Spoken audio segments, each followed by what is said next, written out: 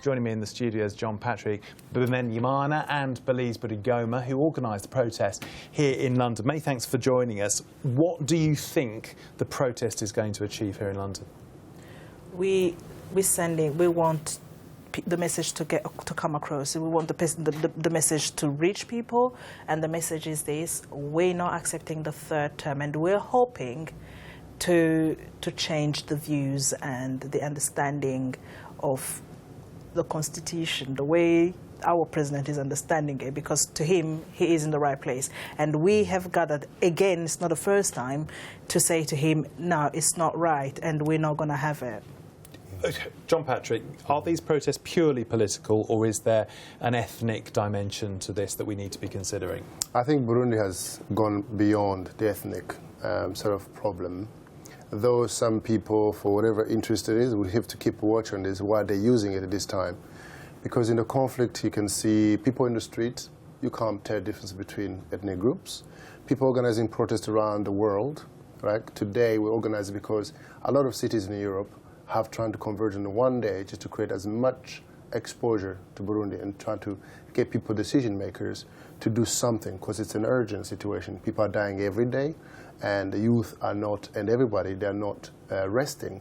They're doing every day from Monday to Friday. Weekends, they take a rest, they bury their deads, they start again on a Monday, and they do it. Something has to tell the president in this whole determination that people are not ready to see someone to come and just walk over on rules and regulation and peace codes that were set after years of war, many deaths, refugees around the world, the whole region, and him to come and lastminute.com and trying to change the rules.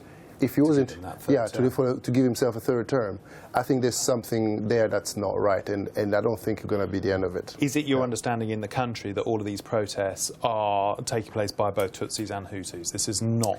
It's a spin. Yeah, altogether we are all the parties, even in most parties in oppositions, you have a lot of parties that you could see identified as Hutus, but they're all against it. All right, even his own party. You have to remember this. People go kicked out of the party because they say, Mr. President, you're not allowed. His spokesperson go kicked out because they say, Mr. President, you're not allowed. He's been given so he changes the rules. Yeah, he changes the rules all the time. Courts. Yeah, even if you are in his party and you say no to your third term, his answer to that... So is he turning into a dictator? He is, definitely. And now criminal, I would say, at the moment. What he's turning into is a criminal. To know a country going where it's going, people dying every day, and keep just things as if nothing's happened. Belyse, we've seen about 110,000 people. It's difficult to say exactly what the numbers are. They have fled the country. What are they fleeing? Are they fleeing a dictator? Are they fleeing what could happen if he gets the third term? Is it the violence that he says might happen if he doesn't keep a sort of a pressure cooker lid on the situation? They are fleeing, I will say, all of that. They're fleeing the lack of knowledge because they don't know, they don't have information, so they don't know what is going on. They know that he has forced himself into a third, he has, you know, say that he's going to be elected again, so they worry because they are the people who have suffered the most into those wars, and they don't want to go back to that. So they worry that because there is a militia, you have to understand that there is a militia that is pro the government. They leave. Although they're parts of this army that were trying to oust him, and look what happened a week ago. Yes, again. Those people, coming back to the question you asked, those people who are fleeing, they see more than we see. They are the ones who are being threatened every day. And they know that if they don't vote for him, they know what's going to happen to them because they've been warned. So they flee where they think they're going to get more security. John Patrick, this is technically a democratic election that's going to take place in June. What if everybody does not vote for him? If everybody acted en masse, he's out. Surely the problem goes away.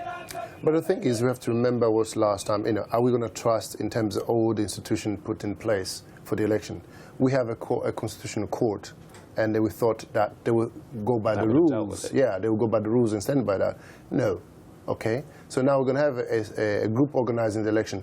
Are we, because the 2010 got contested, there were no fairs, no transparency.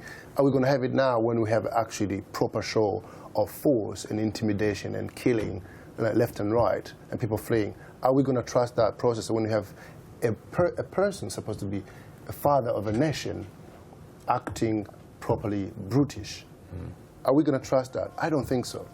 I see there's a lot of scenario coming in the front, all right? And we get very close to the last minute because he's announced he's kept everyone guessing if he's going to be on the last minute.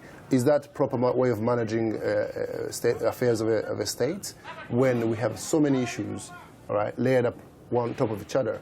You know, you should have taken the decision early, get it clear, everyone prepare themselves. Basically, doesn't want a clean fight, does he? I don't think so. We haven't got as much time as I would love to talk to you about this, but what do you think the outside world should be doing to help Burundi? Obviously, you're doing your little bit by protesting, but what can people do?